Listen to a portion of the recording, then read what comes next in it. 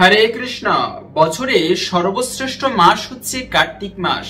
যেমন যুগের মধ্যে সত্যযুগ শ্রেষ্ঠ, আবার তীর্থগণের মধ্যে গঙ্গা দেবী শ্রেষ্ঠ, তেমনি মাসের মধ্যে শ্রেষ্ঠ হচ্ছে এই কার্তিক মাস। এর উপরে কোনো শ্রেষ্ঠ মাস নেই। এজন্য কার্তিক মাসে একটুকু ধর্ম কাজ করলে তা সহস্র গুণ বেশি পুণ্য ফল প্রদান করে। এই কার্তিক মাস অত্যন্ত শুভ মাস। তাই এই কার্তিক মাসে প্রত্যেকের অবশ্যই এই একটি কার্য একদিন হলেও করা উচিত। এর ফলে বিশেষ সৌভাগ্য লাভ হয়, জীবনে সমৃদ্ধি আসে এবং দুর্ভাগ্য দূরীভূত হয়। খুবই গুরুত্বপূর্ণ প্রসঙ্গ জানার চেষ্টা করব আজকের এই পর্বে। এই কার্তিক মাসের বিশেষ মাহাত্ম্য কথা এবং এই মাসে একদিনের জন্য হলেও কোন কার্যটি আমাদের প্রত্যেকের করা উচিত। স্বয়ং ভগবান শ্রীকৃষ্ণ সত্যভামাকে বলেছেন, হে সত্যভামা, যারা প্রতিদিন এই কার্যটি করে কার্তিক মাসে, তারা শুধু সে নিজে নয়, তার পিতৃপুরুষের সহিত সে সর্বপাপ থেকে মুক্ত হয়ে বৈকুণ্ঠে গমন করবে এবং ইহজগতে সমৃদ্ধির সহিত বসবাস করতে পারে। তাই খুবই গুরুত্বপূর্ণ প্রসঙ্গ। এই কার্তিক মাসের মতো কোনো মাস নেই। সকলকে স্বাগতম জানাচ্ছি আমাদের এই ধর্মীয় তথ্যমূলক চ্যানেলে। আশা করছি আজকের এই তথ্যগুলো আপনাকে অবশ্যই সমৃদ্ধ করবে। ভালো লেগে থাকলে একটি লাইক করে কমেন্টে জয় শ্রী দামোদর ভগবানের জয় একবার হলেও লিখে যাবার অনুরোধ জানাচ্ছি। দেখেন, কার্তিক মাসের প্রথমত বলছি, অনেকে ব্রত করবে। আমরা তো জানি সেই ব্রতের নিয়ম। ব্রত যারা করবে তারা হচ্ছে এক সিদ্ধ গ্রহণ করবে। মূলত এই যে আমরা সিদ্ধ অন্ন গ্রহণ করি, শাস্ত্র মতে ভগবানকে যে ভোগ লাগাই, সেখানে সিদ্ধ অন্ন কিন্তু ভোগ দেওয়া উচিত নয়। সেখানে হচ্ছে আতপ চালের অন্ন ভোগ দিতে হয়। তো যারা এই কার্তিক মাসে ব্রত করবে তারা হচ্ছে আতপ চাল গ্রহণ করবে সিদ্ধ করে, এবং সেখানে সন্দক লবণ ব্যবহার করবে। প্রতিদিন একবার খাবার গ্রহণ করবে, এবং যদি একবার না পারে সেক্ষেত্রে দুইবার, সকাল এবং বিকাল বেলা। কিন্তু সন্ধ্যার পরে খাবার গ্রহণ করবে না যারা হচ্ছে ব্রত করবে কার্তিক মাসে। এভাবে করে পালন করবে এই সেই কার্তিক ব্রত বা দামোদর ব্রত। কিন্তু কার্তিক মাসটা মূলত শুরু হয়, এটা কার্তিক মাস নয়, এটাকে বলে দামোদর মাস।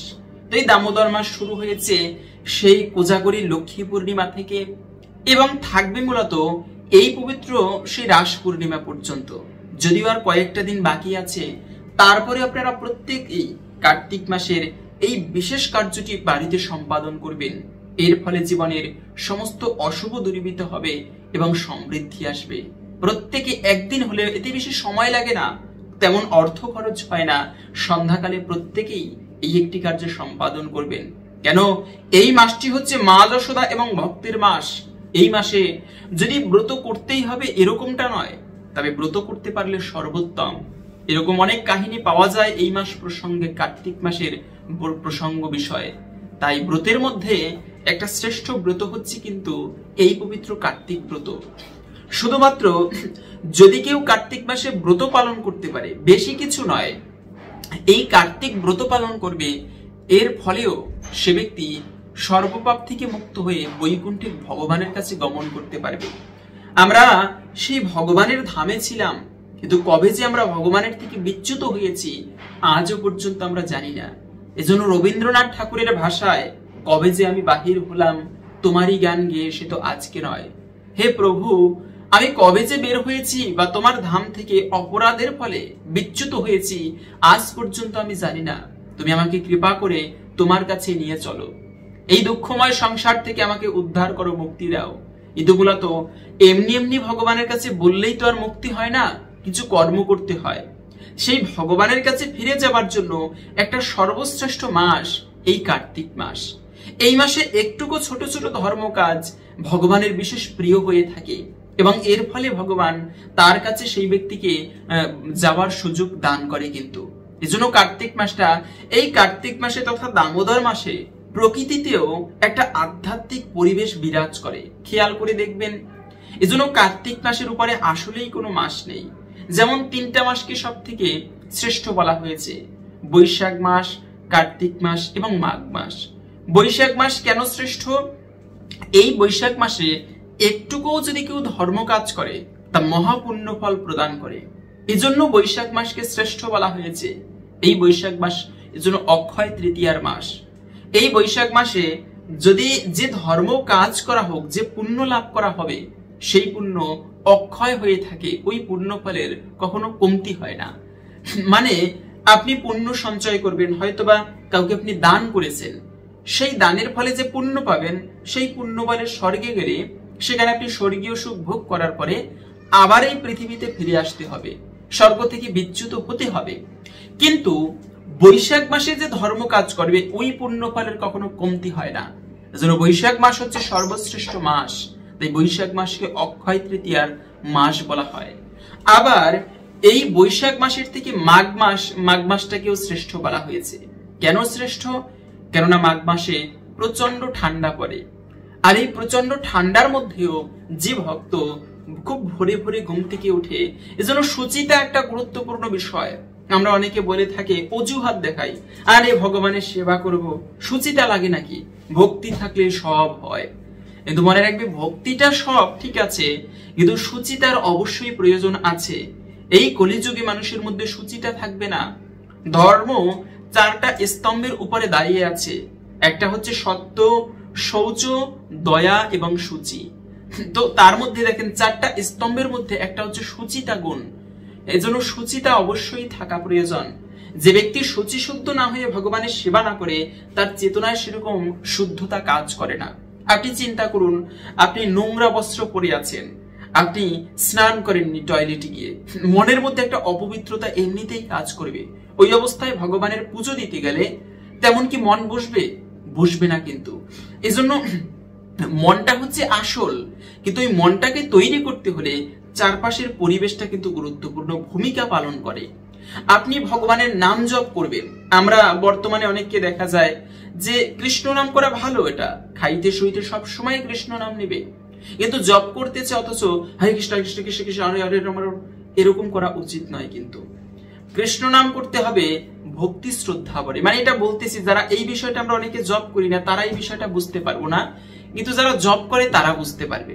কৃষ্ণ নাম ভক্তি ভরে আপনি এক মালা জপ করবেন। বলার উদ্দেশ্য আমার কাউকে ছোট করা নয়, কিন্তু বলার উদ্দেশ্য হচ্ছে আপনি 108 বার এক মালা নাম জপ করবেন, এক জায়গায় স্থির হয়ে বসে নীরবে নিবৃত্তে সেই পরিবেশ, দিব্য পরিবেশ যেখানে আছে বসে জপ করবেন। দেখবেন মনের মধ্যে কত একটা দিব্য চেতনা আপনার কাজ করবে, যেন সমস্ত দিব্য শক্তি আপনার ভিতরে তখন একটুকু হলেও বিরাজ করবে।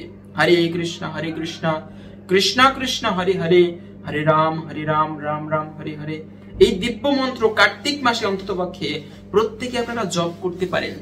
এর ফলে যেমন আপনি জেনে হোক বা না জেনে অগ্নিতে যদি আপনি হাত স্পর্শ করেন বা আপনার শরীরের কোনো অঙ্গ যদি অগ্নিতে লাগে, তাকে কিন্তু দগ্ধ হবে, শরীরে কিন্তু খুবই ব্যথা করবে, সেখানে পুড়ে যাবে।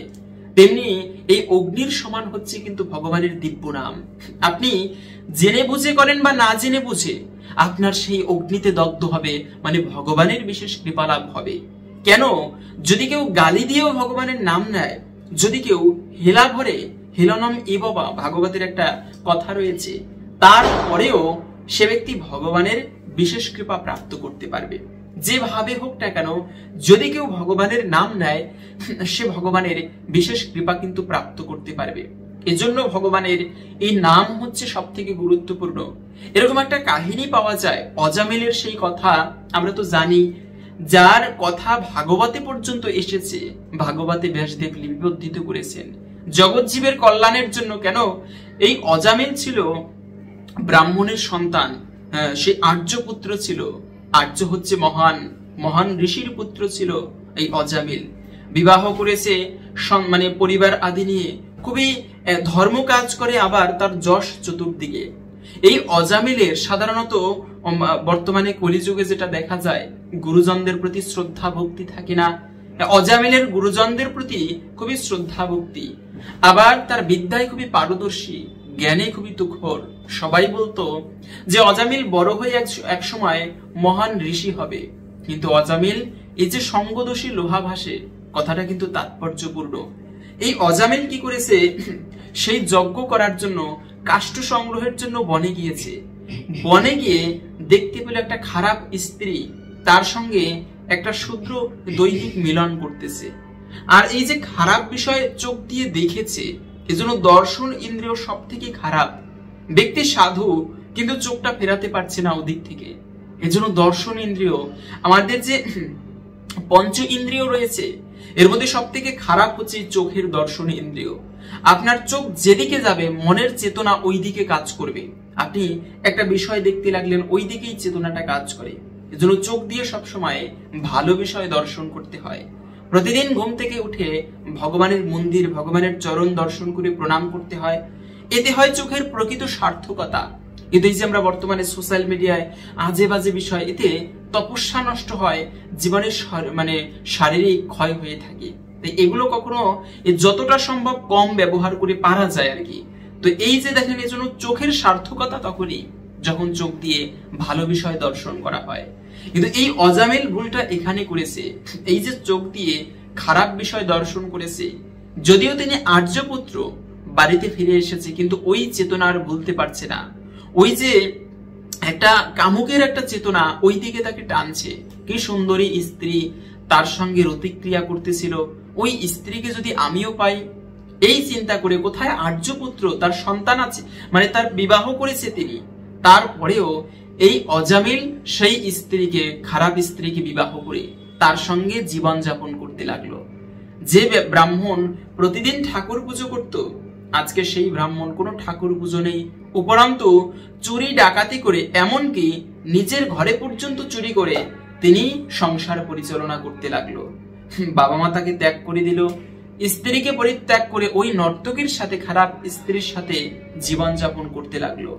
কোথায় তার গেল সেই চেতনা? কুসঙ্গ প্রভাব তাকে বলা হয়, চিন্তা করুন। সেই এভাবে করে তার 9-10টা সন্তান হয়েছে এবং 90 বছর বয়স, তখনও একটা পুত্র হয়েছে। এই পুত্রের নাম রেখেছিল নারায়ণ। পুত্রকে প্রচন্ড ভালোবাসতো। দেখবেন যারা হচ্ছে ভালো লোক তাদের থেকে বেশি ভালোবাসা যারা খারাপ লোক তাদের মধ্যে। অনেক সময় সবাই ভালো, ভালোবাসা সবার মধ্যে আছে, সে হোক খারাপ লোক, হোক ডাকাত, অথবা হোক ভালো লোক, ভালোবাসা সবার মধ্যে কিন্তু থাকে। তো এই অজামিল কিন্তু তার ছোট সন্তানকে প্রচন্ড রকমের ভালোবাসতো। ছোট কোনো কিছু খেলে ছোট ছেলেকে না দিয়ে খেত না। তো এই অজামিলের তখন মৃত্যু সময় উপস্থিত। যমদূতগণ সারা জীবন যে ভালো ভালো কাজ করেছে, তাকে কি স্বর্গে পাঠানো হবে? চুরি ডাকাতি করে, সাধু হত্যা করেছে, তো এরপরে সেখানে তাকে নিতে যমদূতেরা উপস্থিত হলো। কিন্তু মৃত্যুর সময় যার মৃত্যু হয়, সে ব্যক্তি দেখতে পায় যমদূত কালদূতকে। এত বিভৎস দেখতে, অগ্নিপুরাণ মতে এই বিষয়গুলো বর্ণনা করা আছে যে মৃত্যুর সময় ব্যক্তির এত কষ্ট হয়, 40,000 কাকড়া বিচ্ছু দংশন করলে যে কষ্ট হয়, প্রচন্ড রকমের যন্ত্রণা হয় তার শরীরে। এত যন্ত্রণা হয়, এত কষ্ট হয় তার শরীরে, যে আত্মা পর্যন্ত সেই শরীরে থাকতে পারে না, সেখান থেকে বেরিয়ে যায়। এভাবেই করে তারপরে সেই আত্মাকে তারা কালপাশে বিদ্ধ করে নরকের দিকে নিয়ে যায়, যমলোকের দিকে ভয়ানক রাস্তা দিয়ে নিয়ে যাওয়া হয়। তো এই যখনই অজামিল যমদূত কালদূতকে দেখেছে, এত ভয় পেয়েছে যে মৃত্যুর ভয়ে চিৎকার করতে লাগলো, নারায়ণ নারায়ণ বলে ছোট পুত্রকে ডাক দিয়ে চিৎকার করতে লাগলো। ডেকেছে ছোট পুত্রকে, কিন্তু নামটা তো নারায়ণের। উদ্দেশ্য ছিল ছোট পুত্র, ওই যে শাস্ত্রের কথা কখনো মিথ্যা হয় না, তার সেই ভগবানের নাম আপনি যেভাবে উদ্দেশ্য করে নেন, 3 বার সেই রত্নাকর দস্যু ভগবানের নাম নিতে পারতো না, রাম উচ্চারণ করতে পারতো না। এত পাপিষ্ট, এত পাপ জীবনে সঞ্চয় করেছিল। তো গুরুদেব বলেছে যে তুমি একটা কাজ করবে, যেহেতু তুমি পাপের কারণে তোমার জিহ্বা পাপে পরিপূর্ণ, এই কারণে তুমি রামের নাম উচ্চারিত হচ্ছে না তোমার জিহ্বাগ্রে, তুমি একটা কাজ করবে, তুমি হচ্ছে মরা মরা উচ্চারণ করবে। 3 বার মরা বললে 1 বার রাম হবে। এভাবে করে সেই রত্নাকর দস্যু থেকে মহামুনি বাল্মীকিতে পরিণত হয়েছে। এ হচ্ছে রাম। একটা ব্যক্তিকে আপনি বারবার ডাকবেন, এই অমুক, এই ব্যক্তি, এই ব্যক্তি, নাম ধরে একটা ব্যক্তিকে আপনি বারবার ডাকলে সে বিরক্ত হবে। এমন একজন ব্যক্তি রয়েছে যাকে বারবার ডাকলে সে বিরক্ত নয়, বরঞ্চ প্রসন্ন হয়ে থাকে। আর তিনি হচ্ছে আমার প্রভু ভগবান শ্রী রামচন্দ্র তথা ভগবান শ্রীকৃষ্ণ। আর এই কার্তিক মাস মহাপুণ্যের মাস। এই মাসে একবার মাত্র যদি কেউ ভগবানের নাম নেয় তো সহস্রবার ভগবানের নাম নেওয়ার সমান পুণ্যফল লাভ হয়ে থাকে। এজন্য এই মাসে আপনারা প্রত্যেকে চেষ্টা করবেন ভক্তি ভরে সেই ভগবানের নাম জপ করতে, গুরুদেবের দেওয়া বিশেষ মন্ত্র জপ করতে চেষ্টা করবেন। এর ফলে জীবনের বিশেষ সমৃদ্ধি আসবে, অমঙ্গল দূরীভূত হবে। আর সেই অজামিল যখনই এভাবে করে নারায়ণকে ডেকেছে তৎক্ষণাৎ সেখানে বিষ্ণুদূত উপস্থিত হলো। বিষ্ণুদূত এসে যমদূতদেরকে তাড়িয়ে দিতে লাগলো। যমদূতেরা অবাক হয়ে গেল, আরে প্রভু, এরা তো হচ্ছে নরকে যাবে, এই ব্যক্তি মহাপাপিষ্ট, সারা জীবন কোনো ভালো কাজ করেনি, সাধুদেরকে হত্যা করেছে, যমরাজের কঠিন শাস্তি দেবে, আপনারা কেন এখানে এসেছেন? তখন বিষ্ণুদূতগণ বলতে লাগলো, দেখো, যদিও এ পাপিষ্ট, কিন্তু মৃত্যুর আগে এ ব্যক্তি নারায়ণের নাম স্মরণ করেছে, যে কারণে সর্বপাপ থেকে মুক্ত হয়ে এখন বৈকুণ্ঠে ভগবানের ধামে গমন করবে। তখন সে অজামিলকে সময় দেওয়া হলো। অজামিলকে যমদূতেরা তো চলে গিয়েছে, যমদূতেরা গিয়ে প্রশ্ন করলো যমরাজকে, আজকে প্রভু এই অজামিলকে কেন আনতে পারলাম না? বলে, দেখো, যারা ভগবানের নাম করে কখনো তাদেরকে তোমরা তার কাছেও যাবে না, তারা হচ্ছে বৈকুণ্ঠবাসী, ভগবানের ধামবাসী হবে, তারা আমাদেরও প্রণাম্য। এজন্য সেই তখন বিষ্ণুদূতগণ তাকে বললো, অজামিল, তুমি আরো কিছুদিন তোমাকে আয়ু দিয়ে গেলাম, আরো কিছুদিন তুমি বাঁচতে পারবে, নিজেকে শুদ্ধ করো, আর কোনো পাপ করিও না। এরপরে অজামিল উপলব্ধি করতে পারলো, হায় ভগবান, কোথায় ছিলাম আর্যপুত্র, কোথায় আমার সুশীলা গুণবতী স্ত্রী, তাকে পরিত্যাগ করে শুধুমাত্র কাম ক্রীড়া করার জন্য একটা খারাপ স্ত্রীর সঙ্গ করেছি এতদিন, আমার জীবনে বড় ভুল হয়ে গিয়েছে। অজামিল তখন গঙ্গা তীরে গিয়ে সবকিছু বিসর্জন করে এক মনে ভগবানের তপস্যা করতে লাগলো, ভগবানের নাম জপ করতে লাগলো, এবং তার কয়েক মাস পরেই তার মৃত্যু সময় উপস্থিত হলো। বৈকুণ্ঠ থেকে ভগবান স্বয়ং নিচে বিষ্ণুদূতদের দিয়ে একটা দিব্য রথ পাঠিয়েছে অজামিলকে নিয়ে যাবার জন্য।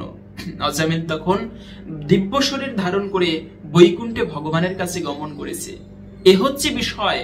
এজন্য ভগবানের কাছে যাওয়ার ইচ্ছা আমাদের প্রত্যেকের আছে কম বেশি, তাই আপনারা এই মাসে সেই ভগবানের বিশেষ নাম জপ করবেন।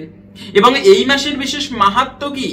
এই মাসে মূলত যে কাহিনী, ভক্ত এবং ভগবানের মিলন হয়েছিল, তাই এই মাসে আপনারা সেইভাবে ব্রত করতে না পারলেও, ব্রত করতেই হবে এরকমটা নয়, ব্রত করতে না পারলেও অন্তত পক্ষে মাছ মাংস বর্জন, বেগুন, বটবটি, সিম এগুলো বর্জন করে চাতুর্মাস্য যে ব্রত রয়েছে তার সর্বশেষ মাস হচ্ছে এই পবিত্র কার্তিক মাস।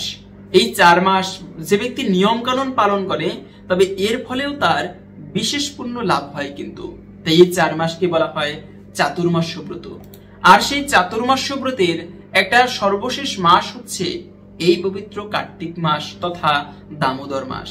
তো এই মাসে আপনারা খাবারের ক্ষেত্রে অন্তত পক্ষে চেষ্টা করবেন ভগবানের প্রসাদ গ্রহণ করতে। কেন?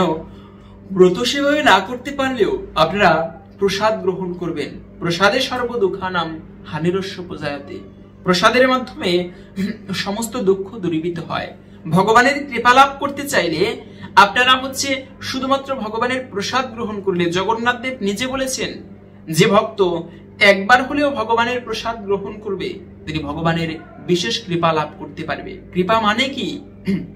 কৃপা মানে হচ্ছে প্রসাদ। আর এই প্রসাদ আপনারা এই 1 মাস যারা হচ্ছে আমিষ খাবার ভক্ষণ করেন তারা আপনারা নিরামিষ খাবার গ্রহণ করতে পারেন। যারা নিরামিষ খাবার গ্রহণ করে এরা আপনারা প্রসাদ গ্রহণ করবেন। এর ফলে জীবনে একটুকু হলেও এই মাসের বিশেষ ফল লাভ করা যায়। পাশাপাশি হচ্ছে এই মাসে অবশ্যই বাকি যে কয়টি দিন আছে আপনারা চেষ্টা করবেন প্রভাতে স্নান করতে। কার্তিক মাসে শুধুমাত্র প্রভাতকালে স্নান করলেও তাতেই বলা হয়েছে সে ব্যক্তি প্রভাতকালে স্নান করার ফলে সহস্র গাভী দানের সমান পুণ্য ফল লাভ করতে পারে। এজন্য কার্তিক মাসে স্নানের বিশেষ মাহাত্ম্য কথা শাস্ত্রে বর্ণনা করা হয়েছে। প্রভাতকালে স্নানের বিশেষ মাহাত্ম্য কথা শাস্ত্রে রয়েছে। কিন্তু আপনারা অবশ্যই এই মাসে প্রভাতকালে স্নান করবেন, সম্ভব হলে গঙ্গা স্নান। এবং এই কার্তিক মাসে ব্রত পালনের একটা সুন্দর মাহাত্ম্য কথা পাওয়া যায় যে এই ব্রত মহা পুণ্য ফল প্রদান করে। একটা ব্রত যদি কেউ পালন করতে পারে, কার্তিক মাসের ব্রত তথা দামোদর মাসের ব্রত, সে ব্যক্তি বৈকুণ্ঠবাসী ধামবাসী হয়। এরকম করে ধর্মধ্বজ নামে এক রাজা ছিল। এই রাজা রাজা নয়, উনি ছিল ব্রাহ্মণ। এই ব্রাহ্মণ কার্তিক মাসের প্রতি তার গভীর ভক্তি, প্রতিটা কার্তিক ব্রত, দামোদর ব্রত শ্রদ্ধা ভক্তি ভরে পালন করত, এবং এ কারণে সেই ব্রাহ্মণ তিনি মহাপুণ্য সঞ্চয় করেছিল। এবং এই ব্রাহ্মণ কার্তিক মাসে গভীর নিষ্ঠা সহকারে ব্রহ্ম মুহূর্তে স্নান করতেন, গঙ্গায় স্নান করতে যেতেন। তো একবার কি হয়েছে, মানে জীবনে প্রত্যেক বছর কার্তিক ব্রত পালন করতেন। কোনো এক বছরের কাহিনী, ওই ব্রাহ্মণ গঙ্গা স্নান করতে গিয়েছেন। স্নান সেরে সে ব্রহ্ম মুহূর্তে, তখনও সূর্য ঠিকভাবে উদয় হয়নি, চতুর্দিক মানে অন্ধকার রয়েছে এমন অবস্থা। এই ব্রাহ্মণ বাড়িতে যাবার সময়, গঙ্গা বাড়ি থেকে কিছুটা দূরে, তো গঙ্গা স্নান করে বাড়িতে ফেরার পথে হঠাৎ তার সামনে একটা দৈত্যাকার মূর্তি উপস্থিত, মানে ভূতের মতো বিশাল দেহকার একটা মূর্তি এসে উপস্থিত। কেমন লাগে তখন চিন্তা করেন, যত সাধু হোক আর যত অসাধু, হঠাৎ যদি সামনে একটা বিশাল ভূতের মতো উপস্থিত হয়, কেমনটা ভয় লাগে না? সবার ভয় লাগে। আরো যদি চতুর্দিক অন্ধকার, কোনো লোকজন নেই, একাকী, সবার ভয় করবে। এই সাধু ধর্মধ্বজ তিনিও ভয় পেলেন, কিন্তু ভয় পেয়ে তিনি তারপরেও তিনি হাতে ছিল গঙ্গা জল, এই গঙ্গা জল হাতে নিয়ে ওম অপবিত্র পবিত্র বা সর্বাবস্থাঙ্গত বিবাহ ইয়াসপরিত পুণ্ডরীকাক্ষম সবাজ্য অভ্যন্তর সূচি, এই মন্ত্র বলে সেই অপশক্তির গায়ে ছিটিয়ে দিল। আর সেখান থেকে সেই অপশক্তি কথা বলার শক্তি অর্জন করলো। প্রশ্ন করলো ধর্মধ্বজ যে আপনি কে, কেন আমার সামনে এসে দাঁড়িয়েছেন? সেই তখন প্রেতাত্মা বলতে লাগলো, প্রভু আমি হচ্ছি পূর্ব জীবনের এক পাপকারী ব্যক্তি, মহাপাপিষ্ঠ আমি। সারা জীবনে কোনো পুণ্য কাজ করিনি, অধর্ম পথে জীবন যাপন করেছি, যে কারণে আজকে মৃত্যুর পরে আমাকে এই ভূতের শরীরে, সূক্ষ্ম শরীরে অবস্থান করতে হচ্ছে। তো আপনি হচ্ছেন মহাব্রতকারী, মহাপুণ্যবান ব্যক্তি ব্রাহ্মণ, আপনাকে দেখি আমার মনে মনে উদয় হলো, মানে চিন্তা আসলো, আপনার যদি কৃপা হয় তবে আমি এখান থেকে উদ্ধার পেতে পারি। আপনি কৃপা করে এই অধমের জন্য কোনো একটা ব্যবস্থা করে দিন। তখন সেই ধর্মধ্বজ মানে ব্রাহ্মণ বলল যে দেখো, তুমি তোমার উদ্দেশ্যে আমি দামোদর ব্রত ফল অর্পণ করছি। তখন একটা তুলসী পত্র হাতে নিয়ে সেই ব্রাহ্মণ ভগবান বিষ্ণুকে উদ্দেশ্য করে বলল, হে প্রভু, আমি সমগ্র জীবন যে পুণ্য করেছি, মানে এই দামোদর ব্রত পালন করে, সেই দামোদর ব্রতের পুণ্যের অর্ধেক পুণ্য ফল আমি এই প্রেতাত্মার উদ্দেশ্যে দান করছি, তিনি যেন উদ্ধার লাভ করতে পারে। এভাবে করে ভগবানকে বলতে দেরি বৈকুণ্ঠ থেকে সাথে সাথে দুটি দিব্য বিমান উপস্থিত। তো একটা এসেছে সেই প্রেতাত্মাকে নিয়ে যেতে, এবং সেই প্রেতাত্মাও তৎক্ষণাৎ দিব্য শরীর ধারণ করলো। আর একটা সেই ব্রাহ্মণকে নিয়ে যেতে এসেছে। ব্রাহ্মণ প্রশ্ন করলো যে প্রভু, রথ বুঝলাম এই প্রেতাত্মাকে নিতে এসেছে, কিন্তু আর একটা রথ কেন? তখন বিষ্ণু দূতগণ বলল, হে ধর্মধ্বজ, তুমি পরম পবিত্র ব্যক্তি, তোমার মনে অত্যন্ত মানে ভক্তি রয়েছে, তুমি নিজের কথা চিন্তা না করে তোমার জীবনের অর্ধেক পুণ্য তুমি প্রেতাত্মাকে দান করলে, যে কারণে মানে এ ব্যক্তি তো উদ্ধার পাবেই, সেই সঙ্গে তুমিও এই যে দান করেছো, আরো কার্তিক মাসে যে দান করলে, এই দান কিন্তু কমেনি, বরঞ্চ এর ফলে দানের পুণ্য বল আরো বেড়ে গিয়েছে, তুমি সহস্র গুণ আরো বেশি পুণ্য ফল প্রাপ্ত করেছো। এ কারণে তুমিও বৈকুণ্ঠে যাবে, আর এই প্রেতাত্মাও সে দিব্য শরীর ধারণ করে এখন বৈকুণ্ঠে গমন করবে, শুধুমাত্র এই পবিত্র কার্তিক ব্রত পালনের ফলে। তাহলে চিন্তা করুন, ব্রতের কত মাহাত্ম্য বলা হয়েছে। এজন্য কার্তিক মাসের উপরে কোনো মাস নেই, এরকম শ্রেষ্ঠ মাস জগতে দ্বিতীয় কোথাও নেই।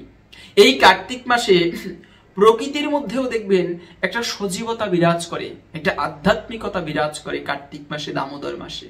এজন্য কার্তিক মাসে ভক্তি করার একটা শ্রেষ্ঠ মাস। আপনারা এই মাসে প্রত্যেকের উচিত নির্দিষ্ট একটা সেবা করা। প্রতিদিন আপনি ভগবানের উদ্দেশ্যে পুষ্প নিবেদন করতে পারেন, বিভিন্ন ভাবে সেবা করতে পারেন। পাশাপাশি হচ্ছে এই মাসে অবশ্যই মনে রাখবে, দ্বিতীয়ত হচ্ছে কখনো অহংকার করতে নেই। আমরা অনেকে আছে যারা একটু ধর্ম কাজ করে, মনের মধ্যে খুবই অহংকার এসে যায়। সবার মধ্যে নয়, যারা ব্রাহ্মণ, শুদ্ধ ব্রাহ্মণ, বৈষ্ণব, এদের মধ্যে কখনো অহংকার নেই। আমরা ওই সময় নবীন নবীন মানে নতুন নতুন যদি ভক্তি করি ভগবানকে, মনের মধ্যে একটা অহংকার কাজ করে, আরে আমি কার্তিক ব্রত পালন করি, ওরা কেউ করে না, ওরা পাপিষ্ঠ না, এটা চরম অপরাধের। কাউকে মানে কেউ ভক্তি করে না বা কেউ ভগবানের নাম জপ করে না, এটা সেটা ভগবান দেখবে। আপনি এজন্য নিজের চরকায় তেল দেওয়া উচিত আমাদের প্রত্যেকের ক্ষেত্রে। একই কথা, আমরা অপরের চিন্তায় বেশি ব্যস্ত, যে কারণে মনের মধ্যে আমরা খুবই কম শান্তি পাই না। অপরে কে কি করছে এই চিন্তা না করে আমাদের নিজের চিন্তা করা উচিত। অপর ব্যক্তির ভগবান দেখবে, তার বিচার ভগবান করবে। আমি ঠিকভাবে ভগবানের সেবা করতে পারছি কিনা, ভগবানের সেবা করলে আমি সবার থেকে মহান, এমনটা কিন্তু নয়। এই কার্তিক মাসে যারা ব্রত করবে এরা পুণ্যবান, তাই বলে এই নয় যারা ধর্ম কাজ করবে না তারা পাপিষ্ঠ, নরকে যাবে। সেটা তাদের ব্যাপার, তারা ভগবান দেখবে। কিন্তু কখনো অহংকার করা উচিত নয়। কিন্তু এমনকি ভগবানকে পাওয়ার পরেও কখনো অহংকার করতে নেই। এর ফলেও কিন্তু ভগবানের প্রকৃত কৃপা লাভ হয় না, বৈষ্ণব কৃপা লাভ হয় না। এরকম একটা কাহিনী পাওয়া যায়। এই দামোদর মাস তথা কার্তিক মাসে এই কাহিনীটা ঘটেছিল। ভগবান শ্রীকৃষ্ণকে এত বছরের তপস্যার পরে তারপরে সত্যভামা স্বামী রূপে লাভ করতে পেরেছে। কিন্তু সেই সত্যভামার মনেও একটা অহংকার এসেছে। অহংকারটা ছিল যে আমার স্বামী কৃষ্ণ ভগবান, তিনি আমাকে কতটা ভালোবাসে, আমার স্বামীর মতো আর স্বামী নেই জগতে। ত্রিভুবনের অনন্ত কোটি ব্রহ্মাণ্ডের একমাত্র নায়ক একমাত্র পরম প্রভু আমার স্বামী স্বয়ং ভগবান শ্রীকৃষ্ণ। এই যে একটা অহংকার দেখেন, এর ফলে ভগবান শ্রীকৃষ্ণ বুঝতে পেরেছেন যে সত্যভামার মনে অহংকার, কিন্তু ভগবান কোনোদিন কোনো কথা বলেনি। ওদিক থেকে নারদ মুনি একদিন এই কার্তিক মাসে দ্বারকা ভ্রমণ করতে আসলেন। দ্বারকা নগরীতে ভ্রমণ করতে করতে ভগবান শ্রীকৃষ্ণ প্রত্যেকটা স্ত্রীর জন্য আলাদা আলাদা প্রাসাদ তৈরি করেছেন। তো এভাবে করে সত্যভামা যে প্রাসাদে থাকতো সেখানেও নারদ মুনি এসেছে। আর সত্যভামা অতিথি পরায়ণ, নারদ মুনিকে দেখে খুবই আপ্যায়ন করতে লাগলো, সেবা করতে লাগলো নারদ মুনির। নারদ মুনি তখন কথা বলতে বলতে বুঝতে পেরেছে এই সত্যভামার মনে কোনো একটা অহংকার রয়েছে। এই জন্য সত্যভামাকে বলল যে সত্যভামা, তুমি ভগবান শ্রীকৃষ্ণের এত কাছের, ভগবান তোমার আপন, তুমি তার প্রধানা মহিষী একজন, তুমি কি কখনো তুলাদান ব্রত করেছো?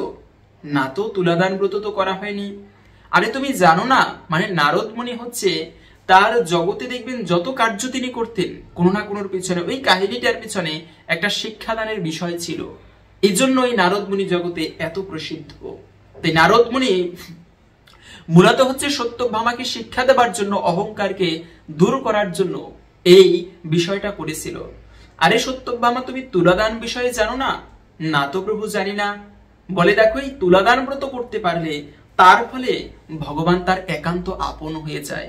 এখনো ভগবান তোমার আপন হয়নি।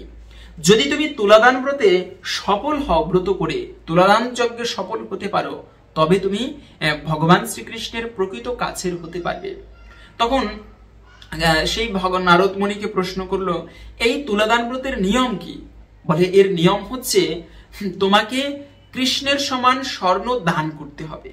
কৃষ্ণ তুলার মতো যখন হালকা হয়ে যাবে, মানে কৃষ্ণের পাল্লা যখন ভারী হবে, ওই পাশের স্বর্ণ যখন স্বর্ণের ভার বেশি হবে, এত স্বর্ণ তোমার সেই রাজ্যের ব্রাহ্মণদেরকে, বৈষ্ণবদেরকে দান করতে হবে। ঠিক আছে, গরিব দুঃখীদের দান করতে হবে স্বর্ণ। সত্যভামা পরের দিনে বিশাল আয়োজন করলো। রাজ্যবাসীদের, গরিব দুঃখীদের, ব্রাহ্মণদের সেখানে নিমন্ত্রণ করা হলো, সমস্ত ব্রাহ্মণ উপস্থিত। এরপরে সেই তুলাদান ব্রত শুরু হলো। তুলাদান ব্রত তো শুরু হলো, কিন্তু ওদিক থেকে কি হয়েছে, এত মানে ভগবান শ্রীকৃষ্ণকে একটা পাল্লায় রেখেছে। কৃষ্ণ ভগবান নারদের উপলব্ধি বুঝতে পারলো যে নারদ সত্যভামার অহংকার দূর করতে যাচ্ছে। তাই ভগবান শ্রীকৃষ্ণকে মানে শ্রীকৃষ্ণ নারদকে কোনো কথা বলছে না। নারদ মুনি তার কাজ করে যাচ্ছে, ভগবান শুধু মৃদু মৃদু হাসছে, না বলছে সত্যভামাকে কোনো কথা, আর না বলছে নারদ মুনিকে কোনো কথা। সেখানে সমস্ত রাজ্যবাসী উপস্থিত। রূপকিনী দেবী, ভগবান শ্রীকৃষ্ণের প্রধানা মহিষী, সেই ভগবান বিষ্ণুর যে প্রিয় লক্ষ্মী দেবী, তিনি রূপকিনী দেবী রূপে এই যুগে, মানে দাপর যুগে লীলা করেছেন। সেই রূপকিনী দেবীও সেখানে উপস্থিত। কেউ কিচ্ছু বলছে না, শুধু সত্যভামা তুলাদান ব্রত করছে। তখন ভগবান শ্রীকৃষ্ণকে এক পাল্লায় রাখা হয়েছে, আর এক পাল্লায় স্বর্ণ আদি দেওয়া হচ্ছে। এত স্বর্ণ দিতে লাগলো, দিব্য মণিমাণিক্য মহামূল্যবান রত্ন ভগবানকে পাওয়ার জন্য রত্ন দান করা হচ্ছে, স্বর্ণ দান করা হচ্ছে, ভগবানকে স্বর্ণ দিয়ে লাভ করবে, এই চিন্তা ছিল সত্যভামার মনে। তো ঠিক আছে, অনেক মণিমাণিক্য মানে নিজের সম্পদ সব দিতে লাগলো, কিন্তু অবাক করা বিষয়, এত সম্পদ দিতে লাগলো, এত এত স্বর্ণ, ভেবেছিল অল্প স্বর্ণে হয়ে যাবে, এ কি এত কিছু দিচ্ছে, এত ওজন, ভগবানের পাল্লাটা আর ভারী মানে যাচ্ছে না, তুলার মতো হালকা হচ্ছে না, স্বর্ণের পাল্লাটা নিচে যাচ্ছে না, ওটা উপরেই রয়েছে। কি হলো অপরাধ তাহলে? এত স্বর্ণ দিলাম, আর তো আমার স্বর্ণ ভান্ডার নেই। তখন সত্যভামা কান্না করতে লাগলো, প্রভু আমার কি অপরাধ হলো? আমি এখানে কি ভুল করেছি যেখানে তোমাকে এই তুলাদান ব্রত করে পাবো না কেন? আমি এত স্বর্ণ দিলাম, এত কিছু দিলাম, কিন্তু কোন জায়গায় আমার কমতি রয়েছে? তখন সেখানে রূপকিনী বসা ছিল। রূপকিনী বলল, সত্যভামা, এই সম্পদ দিয়ে তুমি কৃষ্ণকে পেতে চাও? তুমি তো ভুল করছো, তোমার এই অহংকারকে দূর করো। সম্পদ দিয়ে কখনো কৃষ্ণকে পাওয়া যায় না, তাহলে ব্রজবাসীরা তো কৃষ্ণকে পেতই না, তারা কখনো সম্পদ দিতে পারেনি তেমন, কিন্তু তারা সব থেকে শ্রেষ্ঠ সম্পদ ভক্তি দিয়েছে কৃষ্ণকে, যে কারণে কৃষ্ণ তাদের আপন হয়েছে। তাই সত্যভামা, তুমি সম্পদকে ত্যাগ করে শুধুমাত্র ভক্তি ভরে তখন রূপকিনী দেবী একটা তুলসী পত্র নিয়ে 2 নয়নের জলে দিয়ে তারপরে ভগবানের চরণে সমর্পণ করে সেই তুলসী পত্রটা ওই পাশের পাল্লায় রেখে দিল, আর কৃষ্ণের শরীর তুলার মতো হালকা হয়ে গেল, ভগবানের পাল্লাটা ভারী হয়ে গেল। সবাই তখন কৃষ্ণের উদ্দেশ্যে জয়ধ্বনি করতে লাগলো। বলার উদ্দেশ্য এখানে নারদ শিক্ষা দিচ্ছেন। তো সত্যভামা বুঝতে পারলেন যে ভগবানকে স্বর্ণ দিয়ে পাওয়া যায় না, তুলাদান ব্রত হচ্ছে ভগবানকে তুলার মতো হালকা করে ভক্তি করে তাহলে পেতে হয় ভগবানকে। এভাবে করে সত্যভামা উপলব্ধি করতে পারলেন জীবনে অহংকার করতে নেই। ভগবানকে পাওয়ার পরেও অহংকার থাকলে এতেও ভগবানকে প্রকৃত পাওয়া যায় না। এখান থেকে সত্যভামা নারদ মুনির চরণে লুটিয়ে পড়ল, প্রভু আপনার কৃপায় আমার জীবনে অহংকার দূর হয়েছে, আর কখনো সম্পদ নিয়ে ভগবানকে নিয়ে অহংকার করব না। ভগবানকে প্রকৃতই সেবার মাধ্যমে ভক্তির মাধ্যমে লাভ করতে হয়। এভাবে করে তারপরেও সেই স্বর্ণ আদি সবাইকে গ্রামবাসীদেরকে দান করা হয়েছিল এবং ভগবানও সত্যভামাকে কৃপা করেছিল। মূলত এই কাহিনীটাও ঘটেছিল এই পবিত্র কার্তিক মাসে, সেই তুলাদান ব্রতের কাহিনীটি ঘটেছিল। এবং সর্বশ্রেষ্ঠ কাহিনী তো আমরা জানি যে সেই ভগবানকে দামোদরকে এই মাসেই মা যশোদা বন্ধন করেছিল। মূলত ভক্ত এবং ভগবানের মিলনের মাস হচ্ছে এই পবিত্র কার্তিক মাস তথা দামোদর মাস, এবং এজন্য এই মাসে একটুকু ধর্ম কাজ করা মহাপুণ্য ফল প্রদান করে থাকে। তাই এই কার্তিক মাসে, তবে ওই যে উদুখালের সাথে বেঁধেছিল, ওখানে কৃষ্ণের যে গোকুল বা মানে যশোদার যে বাড়ি ছিল নন্দ মহারাজের, ওই বাড়ির সামনে 2টা অর্জুন বৃক্ষ ছিল, যমলার্জুন বৃক্ষ। কৃষ্ণ কি করেছে, খেলতে খেলতে অত বড় উদুখলকে নিয়ে সেই বৃক্ষ 2টি উৎপাটন করলো। দেখেন, চিন্তা করেন, ছোট্ট ভগবান, ছোট্ট কৃষ্ণ, তিনি 2টা বৃক্ষকে উৎপাটন করে দিল। এবং সেখান থেকে আবার নলকূপের আবার মণিগ্রীব বেরিয়ে এসেছিল। মূলত তারা অভিশাপে, নারদ মুনির অভিশাপে সেই নলকূপের এবং মণিগ্রীব বৃক্ষ হয়ে জন্মগ্রহণ করেছিল। এরা হচ্ছে কুবেরের পুত্র, ধনদেবতা কুবের, তার পুত্র হচ্ছে নলকুবের এবং মণিগ্রীব। তো তাই তারা বেরিয়ে এসে কৃষ্ণের বন্দনা করে চলে গেল। নারদ মুনি অভিশাপ দিয়ে বলেছিল, যেদিন তোমরা কৃষ্ণের স্পর্শ পাবে, যেদিন কৃষ্ণকে বন্ধন করা হবে, ওই দিন তোমরা মুক্ত হতে পারবে। তোমরা তো সেই অভিশাপ অনুসারে তারা সেখান থেকে মুক্তি পেল। এই কাহিনীটিও ঘটেছিল এই পবিত্র কার্তিক মাসে। এত সুন্দর সুন্দর দিব্য কাহিনী এই কার্তিক মাস প্রসঙ্গে পাওয়া যায়, অন্য কোথাও কোনো মাসে এত সুন্দর দিব্য কাহিনী কিন্তু পাওয়া যায় না। তাই সেই কার্তিক মাসে আপনারা আর যে কয়টা দিন রয়েছে, আপনারা প্রত্যেকে বিশেষভাবে পালন করার চেষ্টা করবেন। তো এই কার্তিক মাসের সর্বশ্রেষ্ঠ কাজ কি তা আমরা জেনে নিচ্ছি। তবে এই মাসে প্রত্যেকের দামোদর অষ্টকম পাঠ করা উচিত। যেমন এই সেই মানে হচ্ছে বাল্মীক মুনি ভগবান রামচন্দ্র আসার 60,000 বছর পূর্বে তিনি রামায়ণ রচনা করে গিয়েছেন, তেমনি সেই মানে সেই সত্যব্রত মুনি সত্য যুগে বসে কৃষ্ণ দাপর যুগে এসে কি লীলা করবেন তিনি তা রচনা করে গিয়েছেন। এজন্য সেই দামোদর অষ্টকম পাঠ করা হয়। নমামেশ্বরম সচ্চিদ আনন্দ রূপম লসৎ কুণ্ডলম গোকুলে ভ্রাজমানম যশোদাবি অলুখ লব্ধাবমানম পরমিষ্টমত্তম তত দ্রুত গোপ্পা। হে ঈশ্বর, হে ভগবান, আমি তোমাকে নমস্কার করি। কেন? তুমি হচ্ছে যশোদা মায়ের খুবই প্রিয়। তুমি ভগবান হওয়া সত্ত্বেও বৃন্দাবনের ব্রজের পথে তুমি লীলা করো এবং তুমি মায়ের ভয়ে ভীত হয়ে ঘরের কোণে পলায়ন করো। যশোদা দেবী যখন তোমাকে ধরতে যায় তখন তুমি লব্ধমান হয়ে সেখান থেকে পলায়ন করো। হে প্রভু, আমি তোমাকে প্রণাম করি, নমস্কার করি তোমাকে। এভাবে করে সেই ভগবানের এই দামোদর অষ্টকম পাঠ করা হয়, মানে সুরের সন্ধে সন্ধে, এবং এরপরে সেই সন্ধ্যাকালে এই ভজনটি পাঠ করা হয়। প্রত্যেকে আপনারা দামোদর ভগবানের এই অষ্টকম পাঠ করবেন। পাশাপাশি হচ্ছে এই মাসে অবশ্যই মাছ মাংসকে বর্জন করে চলবেন, এটা মাস্ট করা উচিত আমাদের, এবং ভগবানের প্রসাদ গ্রহণ করবেন। তো যাই হোক, এখন আমরা জেনে নিচ্ছি এই কার্তিক মাসের বিশেষ মাহাত্ম্য কথা শাস্ত্রে বর্ণনা করা হয়েছে।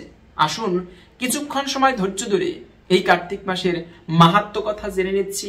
এরপরে কোন কার্যটি করবেন, কিভাবে করবেন, কোন সময় করা উচিত এই কার্তিক মাসে বাকি কয়েকটি দিনে, এর ফলে জীবনে সৌভাগ্য তথা সমৃদ্ধি আসবেই। একটা দিনের জন্য হলেও যে কার্যটি করবেন তা আমরা জেনে নিচ্ছি। প্রথমত জেনে নিচ্ছি কার্তিক মাসের মাহাত্ম্য কথা। আসুন ধৈর্য ধরে সেই প্রসঙ্গে জেনে নেই। ন কার্তিক সমমাস ন কৃতেন সমম যুগম ন বেদম সদৃশম শাস্ত্রম ন তীর্থম গঙ্গায়া সমম। কার্তিক মাসের তুল্য মাস নেই, সত্যযুগের ন্যায় আর কোনো যুগ নেই, বেদের সমান শাস্ত্র নেই, গঙ্গার ন্যায় তীর্থ নেই। কার্তিক মাস শ্রেষ্ঠ, কার্তিক মাস সর্বদা বৈষ্ণবগণের প্রিয়। হে মহর্ষি, যে বৈষ্ণব ভক্তি সহকারে কার্তিক মাসে পরিচর্যা করেন তিনি পূর্বপুরুষগণকে নরক থেকে উদ্ধার করেন। পদ্মপুরাণে কথিত হয়েছে, দ্বাদশ মাসের মধ্যে কার্তিক মাসই শ্রীহরির সর্বাধিক প্রিয়। এই সময়ে যিনি এমনকি শ্রীবিষ্ণুর সামান্য আরাধনাও করেন, কার্তিক মাস তাকে শ্রীবিষ্ণুর অপ্রাকৃত ধামে বাস প্রদান করে। সবাই জানে ভগবান দামোদর তার ভক্তগণকে ভালোবাসেন। শ্রী দামোদর মাস তথা এই কার্তিক মাসও ভক্তগণদের ভালোবাসেন। কার্তিক মাসে সামান্যতম ভক্তিকেও প্রচুর ও গুরুত্বপূর্ণ জ্ঞান করেন। দীপেন হি যত্রাসু গৃহতে হরিশ্বরঃ সুবিধম চ দদাতি এবদীপ পূর্বোধনাৎ। ভগবান শ্রীকৃষ্ণ কার্তিক মাসে একটি পাত্র প্রদীপ নিবেদনেও অত্যন্ত প্রসন্ন হন।